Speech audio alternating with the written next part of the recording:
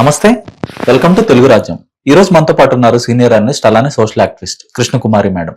వారితో మాట్లాడదాం. మేడం నమస్తే. బెంగాల్లో అయితే టీఎంసీ ఏ విధంగా కుప్పకూలిపోతుందో చూస్తున్నాం. 20 మంది ఎంపీలు, 29 మందికి గాను 20 మంది ఎంపీలు అయితే బీజేపీకి స్విచ్ అయిపోయారు. ఇంతకుముందు చూసుకుంటే శివసేన అలానే బ్రేక్ అయిపోయింది, ఎన్సీపీ, బిజు జనతాదళ్, ఇప్పుడు టీఎంసీ కొత్తగా ఇంకా ఆమ్ ఆద్మీని కూడా వాళ్ళు బ్రేక్ చేయగలిగారు. 7 మంది రాజ్యసభ సభ్యులు జాయిన్ అయ్యారు. అంటే ఏంటి అసలు ఇక్కడ ఇంకా ప్రతిపక్షాలు లేకుండా చేయాలి, అదే వ్యూహంగా ఉండబోతుందా బీజేపీది? ఏమంటారు? ఇప్పుడు ఫస్ట్ లో బీజేపీ ఏం మాట్లాడిందంటే కాంగ్రెస్ ముక్త భారత్ అని మాట్లాడింది. ఇవాళ ప్రతిపక్ష ముక్త భారత్ గా వాళ్ళ విధానాన్ని మార్చుకున్నారు. ఇప్పుడు వాళ్ళకి అసలు ప్రతిపక్షం వద్దనుకుంటున్నారు. అసలు ప్రతిపక్షం లేకుండా మొత్తం వాళ్ళే డిక్టేటర్షిప్ లోకి తీసుకెళ్లిపోవాలి ఈ దేశాన్ని అని చూస్తున్నారు. నెమ్మదిగా దానికి తగ్గట్లుగా వాళ్ళు చేసుకుంటా వెళ్తున్నారు. మొన్న మధ్య అయోధ్యలో మాంసాహారం వద్దు అన్నారు. ఇవాళ వారణాసిలో మాంసాహారం పెట్టడానికి వీల్లేదు, దాని శుభ్రతకి మాంసాహారానికి లింక్ పెట్టి మాట్లాడి వాళ్ళు నిర్ణయం తీసుకున్నారు. అంటే ఏం చేస్తున్నారు, ఎందుకు ఇలా చేస్తున్నారు అంటే మనకు తెలిసింది, మనకు అర్థమైంది ఒకటే, మాకు పవర్ ఉంది, మేము మా పవర్ ని మేము వాడతాం, మేము పవర్ ని వాడతాం, మా దగ్గర ఉంది కదా, ఉన్నదాన్ని వాడకపోతే ఎట్లా, మేము వాడతాము అనే దీనిలో వాళ్ళు లాస్ట్ 5 years లో దాదాపు అన్ని ప్రాంతీయ పార్టీల్ని ముక్కలు చేశారు. మీరు ఈ పార్టీ ఆ పార్టీ అని కాదు. ఇప్పుడు తెలుగుదేశం పార్టీ ముక్కలు ఎందుకు అవ్వలేదు అని అంటే, తెలుగుదేశం పార్టీ ఎన్డీఏలోకి వెళ్ళింది కాబట్టి ముక్కలుగా, లేకపోతే అదే జరిగి ముక్కలు చేసేవాళ్ళు. కొంతమంది పోయినసారి తెలుగుదేశం పార్టీ వీక్ అయిన సందర్భంగా ఎంపీలు వెళ్ళి 3 ఎంపీలు వెళ్ళి బీజేపీ చేరారు, 2 ఎంపీలు వెళ్ళి టిఆర్ఎస్ లో చేరారు. తెలంగాణలో ఉన్న ఎంపీలేమో టిఆర్ఎస్ లో చేరారు, ఆంధ్రప్రదేశ్ లో ఉన్న ఎంపీలేమో బీజేపీలో చేరారు. ఏంటి దీని అర్థం అంటే, ఒక రకంగా ఓ పీస్ కట్ చేసినట్టేగా మీరు తెలుగుదేశం నుంచి. ఇప్పుడు ఇక్కడ తెలంగాణలో తెలుగుదేశాన్ని చంపే వరకు సహాయ సహకారాలు అందించారు. ఎవరికి? టిఆర్ఎస్ పార్టీకి. అది అయిపోయిన తర్వాత కాంగ్రెస్ ని చంపించే కార్యక్రమం పెట్టారు. మొదటిసారి ఏం చేశారు, తెలుగుదేశం పార్టీ వాళ్ళని వాళ్ళ పార్టీ వచ్చి అందులో విలీనం అయ్యేటట్లుగా, అంటే మెజారిటీ సభ్యులు వెళ్ళి అందులో విలీనం అయితే ఇంకా పార్టీ విలీనం అయిపోయినట్లు కదా, అలా చేసుకున్నారు. 2వ టర్మ్ లో కాంగ్రెస్ తో చేశారు. చేసిన తర్వాత అప్పుడు టిఆర్ఎస్ కి కళ్ళు తెరుచుకున్నాయి. ఇక నెక్స్ట్ టార్గెట్ బీజేపీ ఇప్పటిదాకా చేసింది, ఇప్పుడు ఈ మొత్తాన్ని కలిపి బీజేపీ మింగేస్తే ఏంటి పరిస్థితి అని చెప్పి టిఆర్ఎస్ కి అర్థమై ఎదురు తిరగటం మొదలెట్టింది. ఎప్పుడైతే టిఆర్ఎస్ ఎదురు తిరిగిందో ఆయన హైదరాబాద్ వచ్చి కాళేశ్వరం ఏటీఎం అని మాట్లాడాడు. మరి కాళేశ్వరం ఏటీఎం అయితే నువ్వేం చేస్తున్నా, నువ్వు చేయాలి కదా, ఏదో ఒకటి చేయాలి కదా. అది ఇది కాదు అనుకుంటే ఆ స్కామ్ పేరు పెట్టి, లిక్కర్ స్కామ్ పేరుతోటి కవితకి ఎరేసి కవితని స్కామ్ లోకి తీసుకుని వేరే వాళ్ళ కోసం నువ్వు ఉపయోగపడు, నీ భూమి ఆకాశం రాసిస్తామని చెప్పారు కవితకి.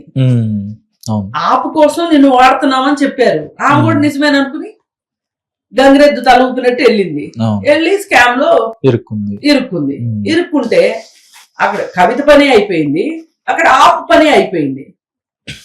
అంటే వాళ్ళకేమి సంబంధం లేకుండా, వాళ్ళ చేతికి మట్టి అంటకుండా వీళ్ళ ఏళ్లతోటి వాళ్ళ కళ్ళని, వాళ్ళ ఏళ్లతో వీళ్ళ కళ్ళని పొడిపించడం తప్పితే బీజేపీకి ఇంకేమన్నా తెలుసా చెప్పండి? మరి మహారాష్ట్రలో శివసేన, ఎన్సీపీ కూడా ఉంది. 2 పార్టీల్ని వాళ్ళలో వాళ్ళు అవినీతి పరులు అని చెప్పి నువ్వు అరెస్ట్ చేసి జైల్లో పెట్టావు. వాళ్ళు నీ పార్టీలో చేరతానని చెప్పిన తర్వాత వాళ్ళు వాషింగ్ మిషన్ వేసినట్టు బయటకు వచ్చేసారు. ఇప్పుడు టిఎంసీని తీసుకుంటే సువేందు అధికారి ఒకప్పుడు అసలు సువేంద్ర అధికారి గురించి మోడీ మోనో యాక్షన్ చేసి మరీ చూపించాడు మీడియాలో. ఓకే. మీకు గమనిస్తే అవును అవును ఆ? అవును అవును. అలాంటి సువేంద్ర అధికారి ఇప్పుడు టీఎంసీ లోంచి బయటికి రాగానే వాషింగ్ మిషన్ పార్టీ అయిపోయింది.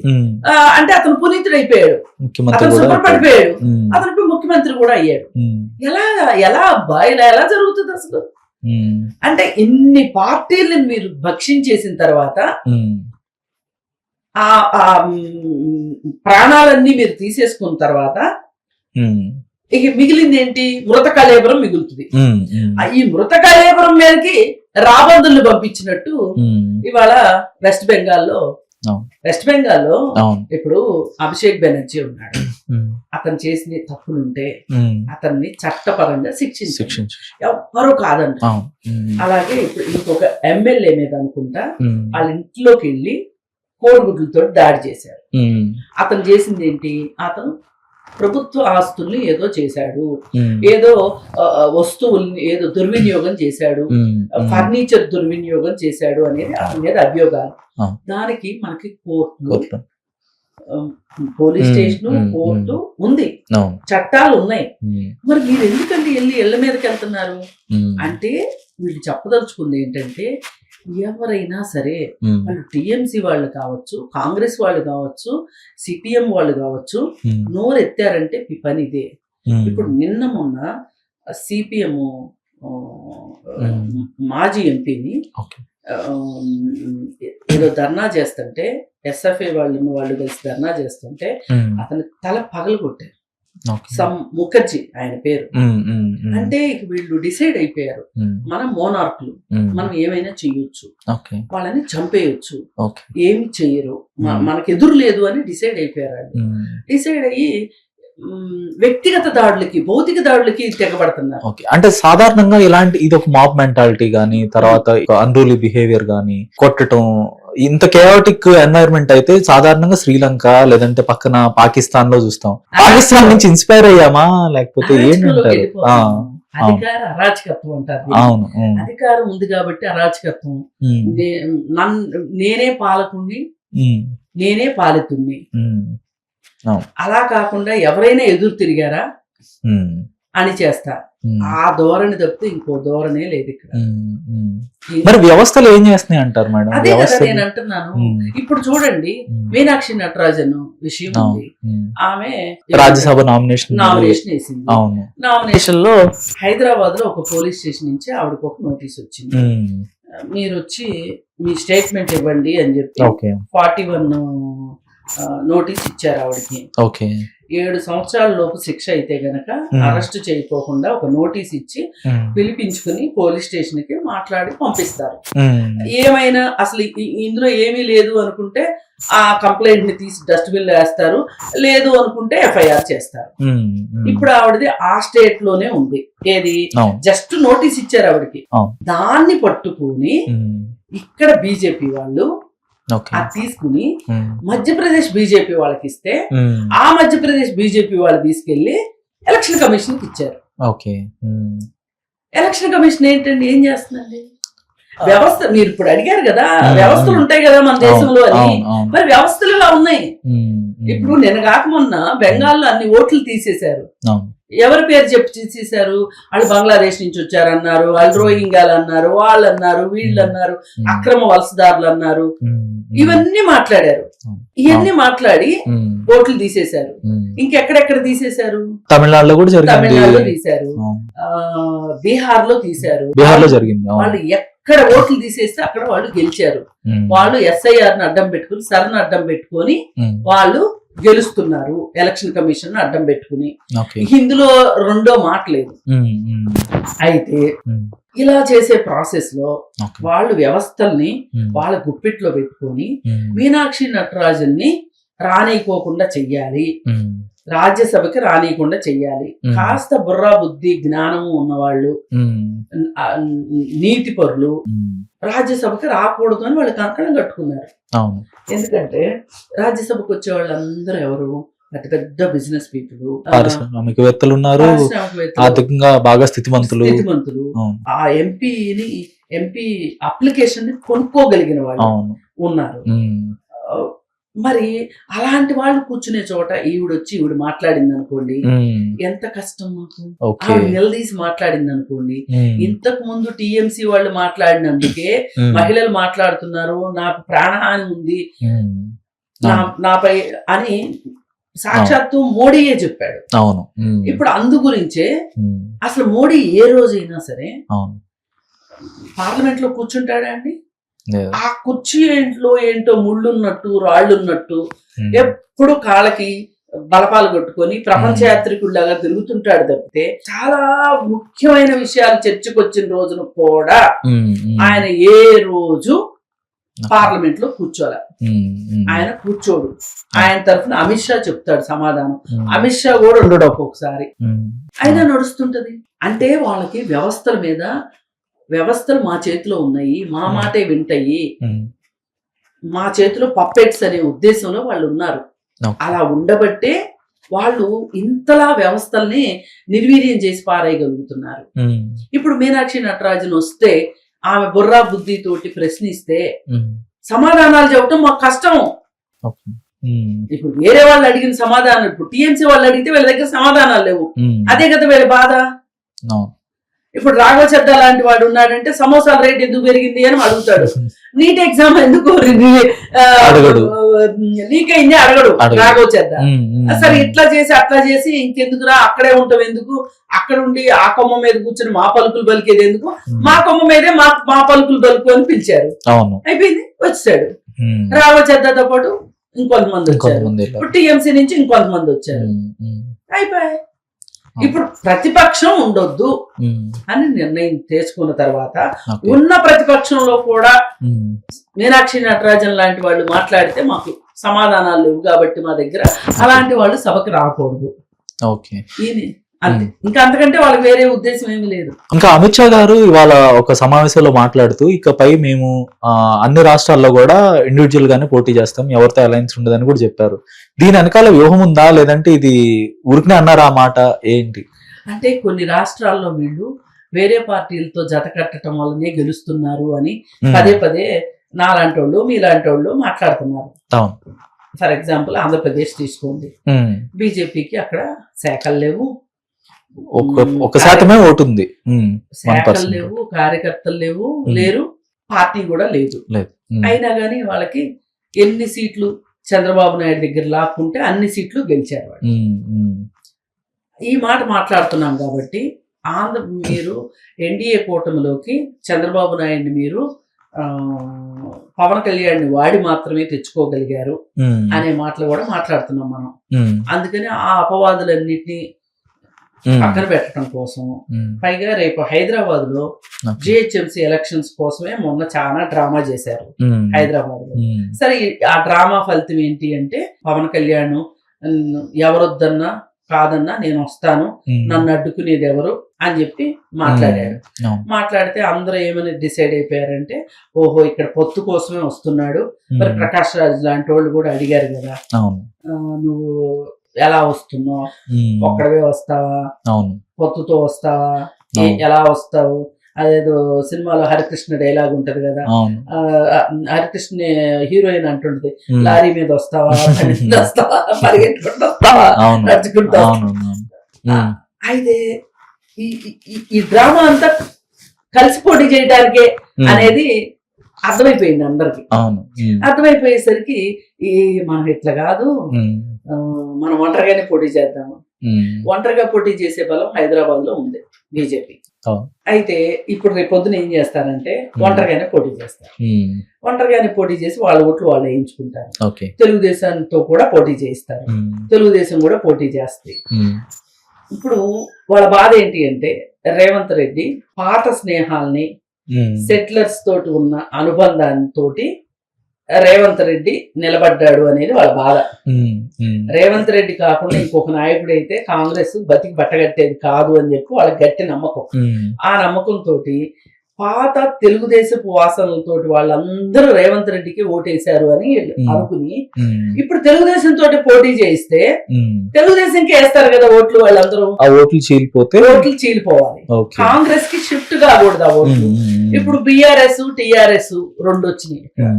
బీఆర్ఎస్ ఓట్లు బీఆర్ఎస్ చీల్చుకుంటది, ఉమ్, టిఆర్ఎస్ ఓట్లు టిఆర్ఎస్ చీల్చుకుంటది. అవును అప్పుడు ఓట్లన్నీ చీలిపోతే, అవును ఎవరికి వాళ్ళకి చీలిపోతే ఉమ్, బీజేపీ బీజేపీ Emerge బీజేపీకి ఉంటది కదా. అవునవునవును ఇప్పుడు బీఆర్ఎస్ ఓటు టిఆర్ఎస్ కి బీఆర్ఎస్ కి చేరుతుంది ఆ ఇంట్లోంచి.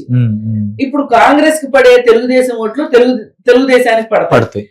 జనసేన కూడా చీల్చుకుంటుంది ఓట్లు కొన్ని. అవును. అందుకని మేము ఒంటరిగా పోటీ చేస్తామని చెప్పి ఇప్పుడు ఒక స్టేట్మెంట్ ఇచ్చాడు. ఓకే ఓకే అంటే జాతీయ రాజకీయాల కంటెక్స్ట్ లో ఆయన ఏం మాట్లాడి ఉండకపోవచ్చా? ఈ అసలు ఇంకెవరితో కలిసి పోటీ చేయాల్సిన అవసరం ఉందండి ఆయనకి? ఆ, ఓకే. అందరినీ ముక్కలు ముక్కలు చేసేసాడు. అవును. ఇప్పుడు ప్రతి పార్టీ 2 ముక్కలైంది. ఉమ్, ఆ ఇద్దరు చీల్చుకుంటారు ఓట్లు. అవును. ఇప్పుడు మహారాష్ట్రలో చూడలా మనం. అవును. ఇంకేం అవసరం ఆయనకి? ఎవరితో కలుపుకొని వెళ్ళాల్సిన అవసరం ఉంది? ఒక్క కేరళ, తర్వాత తమిళనాడు, ఆంధ్రప్రదేశ్, తెలంగాణలో కొంత బెటర్ గా ఉన్నారు. ఈ 3 రాష్ట్రాల్లోనే 1-2% పరిమితం అవుతున్నారు బీజేపీ. ఉత్తరాది ఇప్పుడు రాష్ట్రాలన్నిటిలో వాళ్ళకి కేరళ మీద ఇప్పట్లో వాళ్ళకి హోప్స్ లేవు. చూపు లేదండి, ఆ. హోప్స్ నమ్మకాలు లేవు. ఉమ్, ఆంధ్రాలో కూడా ఉమ్, ఎట్లయినా సరే పవన్ కళ్యాణ్ కి తమ వైపు తెచ్చుకొని తమ వైపే ఉన్నాడు కాబట్టి పార్టీలో చేర్చుకోవాలి ఇంకా అవసరమైతే. అవసరమైతే పార్టీలో చేర్చుకోవాలి అనే ఉమ్. ఉద్దేశంలో ఉన్నాడు. ఓకే. ఈయన కూడా మనకి లీక్లు ఇస్తున్నాడు. సనాతని నేను సనాతని అవును. నేను సనాతని అని ఇస్తున్నాడు కాబట్టి అవును, వెళ్ళిపోయాడు అనుకోండి. ఉమ్, అప్పుడు తెలుగుదేశం పార్టీలో కొంతమంది చేరుతారు. అవును, ఉమ్, చీలితే తెలుగుదేశం వీక్ అయింది అనుకోండి, అవును, ఎక్కువ సీట్లు జనసేనకి వచ్చినాయి అనుకోండి, ఈజీ. అప్పుడు అప్పుడు easy. టీడీపీ నిర్వీర్యం చేయడం చాలా చాలా సులభం. ఈజీ. ఇంకెక్కడ అవసరం అండి ఆయనకి? ఉమ్. ఎవరితోనా కలిసి పనిచేయాల్సిన అవసరం ఉంది? కొంత అధికారాన్ని, కొంత డబ్బుని అన్నిటిని ప్రయోగించి టీడీపీ నిర్వీర్యం ఇప్పుడు చేస్తారు. టీఎంసీలో వాళ్ళు ఎందుకు వెళ్తున్నారండి? టీఎంసీలో వాళ్ళు బీజేపీలోకి ఎందుకు వెళ్తున్నారు చెప్పండి? ఆర్థిక వాళ్ళు ఎందుకు ప్రయోజనాలు, వెళ్తున్నారు? అధికార ఆర్థిక ప్రయోజనాలు. ఒకటి, ఉమ్, ఒక అండానండా. ఇప్పుడు ఈ ఎలక్షన్ లో గెలిచామనేది గొప్ప కాదు. ఉమ్. వచ్చే ఎలక్షన్ లో గెలవాలి అంటే బీజేపీ సపోర్ట్ కావాలి. సపోర్ట్ కావాలి. ఉమ్, ఇప్పుడు ఒక రాజకీయ ఒక్కసారి ఎమ్మెల్యే అయ్యాడు అంటే ఉమ్, వాడికి చచ్చిన ఏమైనా సరే నేను చచ్చా కూడా ఎమ్మెల్యేనే అనుకుంటాడు. ఉమ్, ఆ పిచ్చి పోదు. అవును. అర్థమైందండి? ఉమ్, ఉమ్, ఉమ్. సినిమాలు తీసేవాడికి ఎట్లయితే అవును. సినిమా పిచ్చి పోదు, రాజకీయాల వాడికి కూడా గెలుపు పిచ్చి పోదు. ఓడిపోతే డిప్రెషన్ లోకి వెళ్ళిపోతారు. అంతే, గెలుస్తూ ఉండాలి ఇంకంతే. ఉమ్, గెలుస్తూనే ఉంటామని నమ్ముతారు వాళ్ళు. ప్రతి ఎలక్షన్ లోనే గెలుస్తాం అనుకుంటారు. అవును. ఉమ్, అందుకే శక్తియుక్తులన్నీ వడ్డీ పోటీ చేస్తుంటారు. అవును. ఉమ్, ఉమ్, ఏది ఏమైనా ప్రతిపక్షాలు లేకుండా చెయ్యాలనే ఒక కోరికతోటి ఉమ్, అశ్వమేధ యాగం చేస్తుంది ఓకే. బీజేపీ. ఉమ్, ఇప్పుడు ఈ టీఎంసీ ఇంతకంటే ఎక్కువగా స్వైర విహారం చేసింది. అవును. ఇప్పుడు టీఎంసీ పరిస్థితి ఏంటి? ఇదే నేను క్వశ్చన్ అడగబోతున్నాను. రేపు పొరపాటునో గ్రహపాటునో లేదంటే అనేక అంశాలు కలిసి వచ్చి బీజేపీ దిగిపోతే రేపు వాళ్ళ పరిస్థితి ఏంటి అంటారు? ఇలానే ఉంటుంది, ఇలానే ఉంటుంది. కాకపోతే నాకు ఒక నమ్మకం అయితే ఉంది. కాంగ్రెస్ అంటూ వస్తే ఇంత ప్రజాస్వామికంగా అయితే ఉండదు. బీజేపీ కొంత లిబర్టీ ఇస్తుంది అంటారు. ఇస్తుంది అంటే ప్రజా ఒక చట్టం చట్టం ఉందనుకుంటుంది. ఓకే. అసలు నిజంగా అండి, గుజరాత్ నుంచి అమిత్ షాని రాష్ట్ర బహిష్కరణ చేశారు. అవును. ఆ రోజు నిజంగా ఈ హత్య రాజకీయాలే చేయాలని కాంగ్రెస్ అనుకుంటే అమిత్ షా బతుకుండేవాడా? వెంటాడే వాళ్ళు ఆర్ఎస్ఎస్ ని కూడా నిర్వీర్యం చేయడానికి ప్రయత్నం జరిగేది. 10 ఏళ్ళు వాళ్ళు చేయలేదు. వాళ్ళు చెయ్యరు అట్లా. ఎంతో కొంత కాంగ్రెస్ లో కొన్ని సంప్రదాయాలు ఉన్నాయి, విలువలు ఉన్నాయి. అందుకని మనం వీళ్ళిద్దరిని ఒక ఘాట కట్టలేము. కాకపోతే దెబ్బతిన్న వాళ్ళు ఉంటారు కదా, వాళ్ళు వ్యక్తిగతంగా దాడులు చేస్తారు. వీళ్ళు ఇక్కడ పార్టీగా చేస్తున్నారు, అప్పుడు వ్యక్తులుగా చేస్తారు.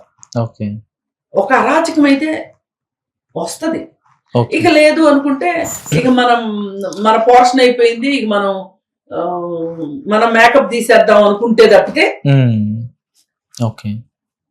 అలాంటి పరిస్థితి వస్తుంది తప్పితే కాంగ్రెస్ ఏదో వాళ్ళని వెంటాడి వేటాడుతుందని అయితే మేమంతా కలిసి ఉన్నాము అనుకుంటున్నా. ఈ పార్టీ అధికారం వల్ల వీళ్ళు కలిసి ఉన్నారు, అధికారం ఇచ్చే మత్తు కోసం వీళ్ళు కలిసి ఉన్నారు తప్పితే ఒక్కసారి అధికారం పోయిందంటే ముక్కలు.